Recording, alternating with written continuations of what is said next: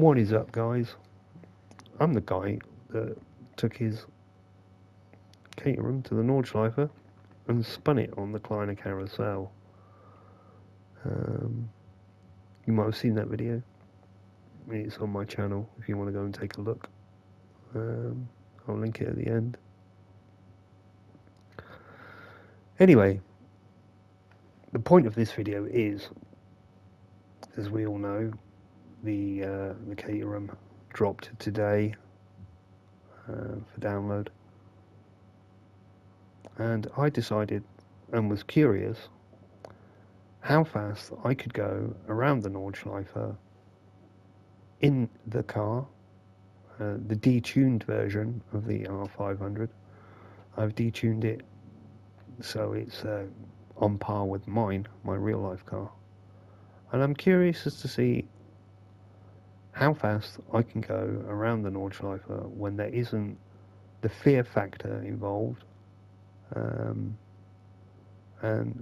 that's not the fear of going fast, that's the fear of stacking the car massively and being faced with a huge bill and losing my dream car inside 4 days of buying it. So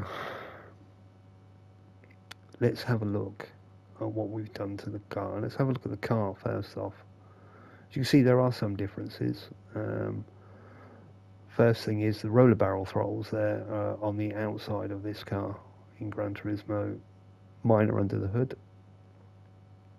And on the opposite side, also the exhaust that you can see there is also on the opposite side from my car, largely because the R500 is rolling a Duratec engine. Mine is running the Rover K series engine, so that makes the exhaust on the other side, basically. There are a few other differences. The roll bar is slightly different. Mine's got a cross section on the back, whereas this one doesn't. The car in Gran Turismo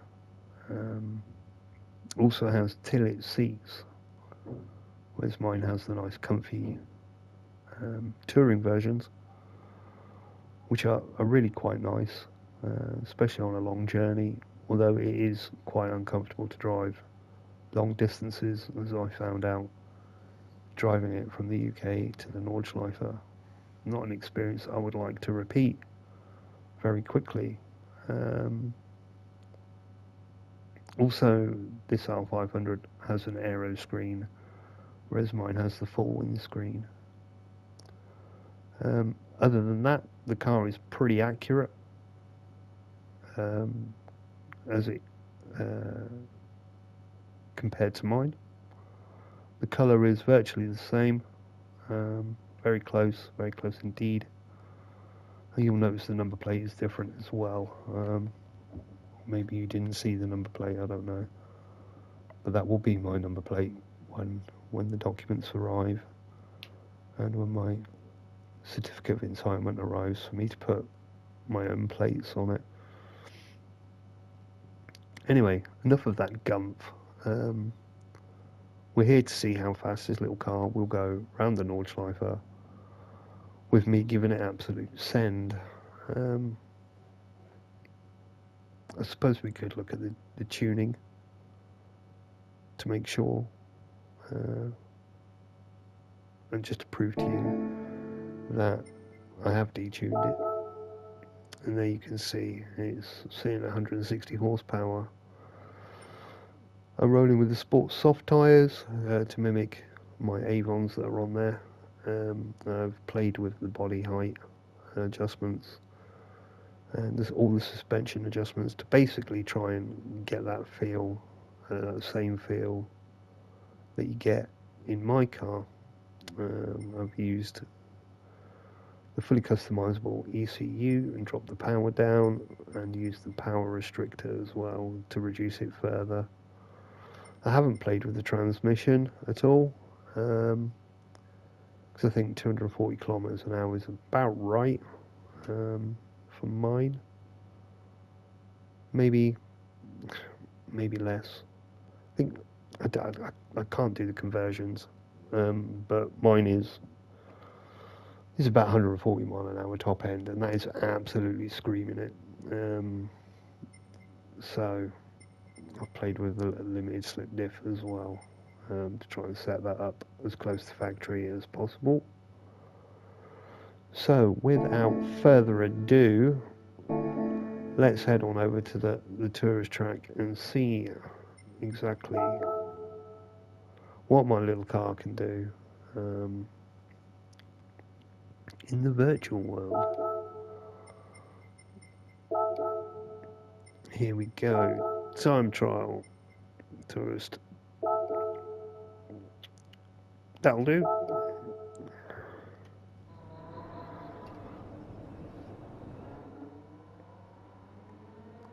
So let's get out on track and send it. Alright, let's do it.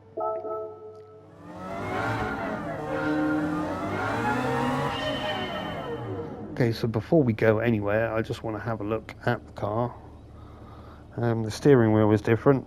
I've got a suede Momo on mine. We do have the little shift lights, which is cool.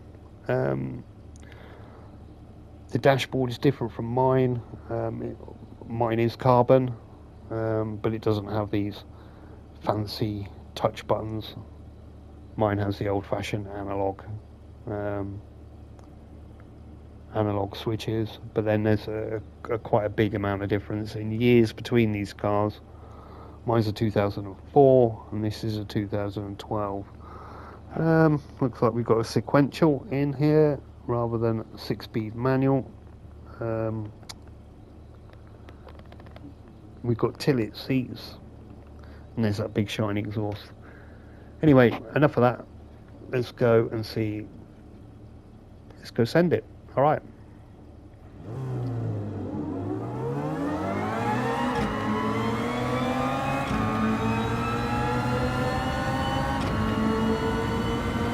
Feels similar in power. It should.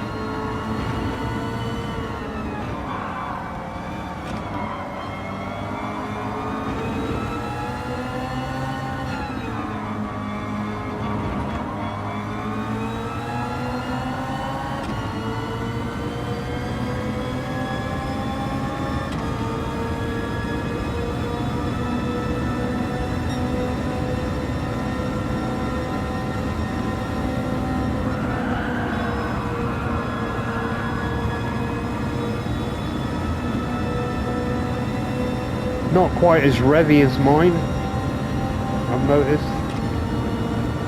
Pretty sure I was in 6th gear a lot sooner.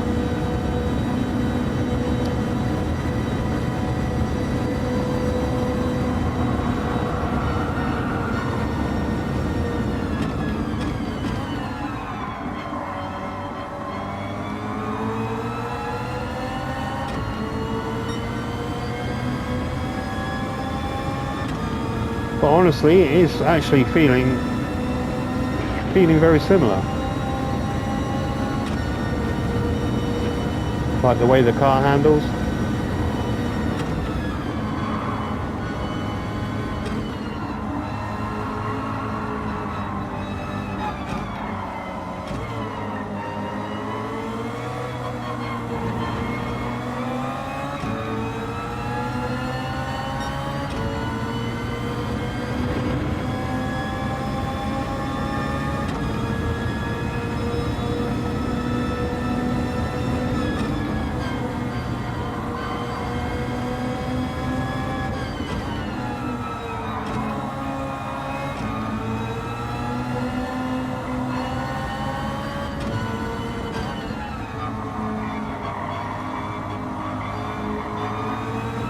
car is very on the nose, so it's quite accurate.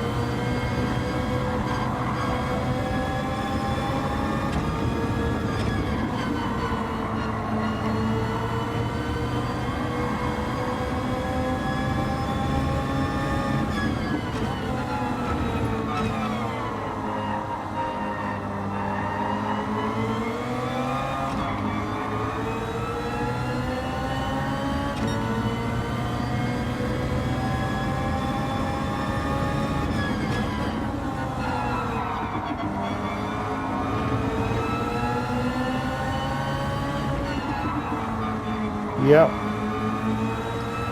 It's got that little bit of oversteer that mine has.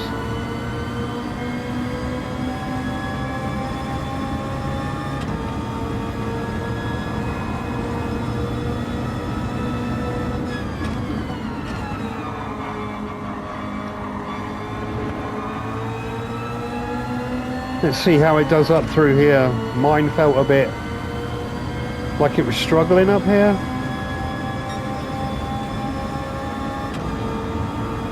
It's shaped like a brick.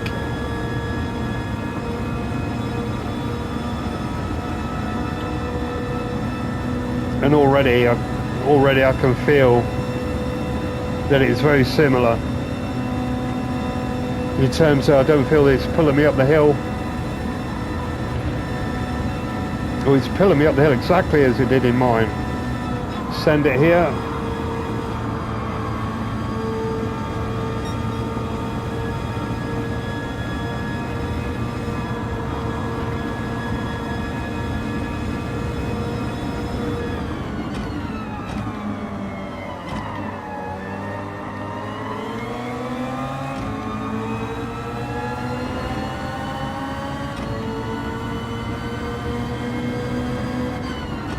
Let's take this carousel this time,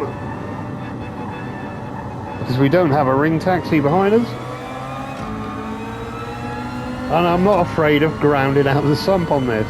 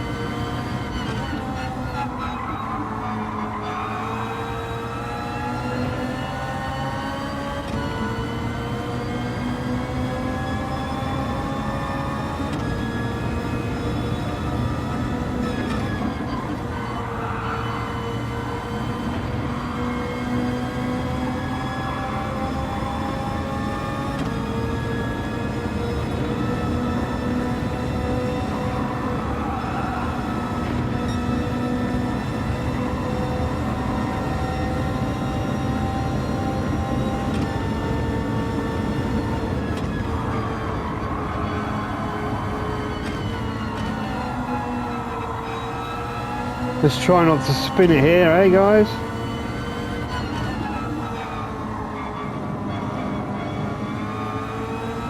Beautiful. As it should have been on the day.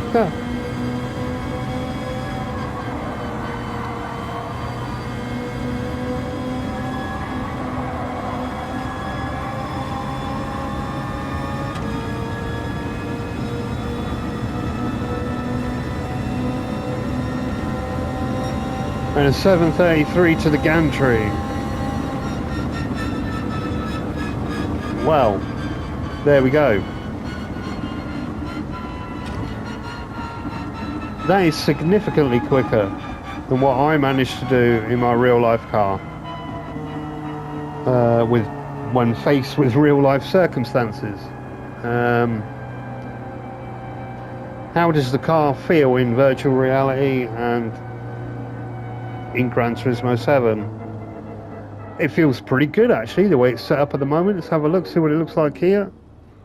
Could do with a bit more colour, not 100% the same.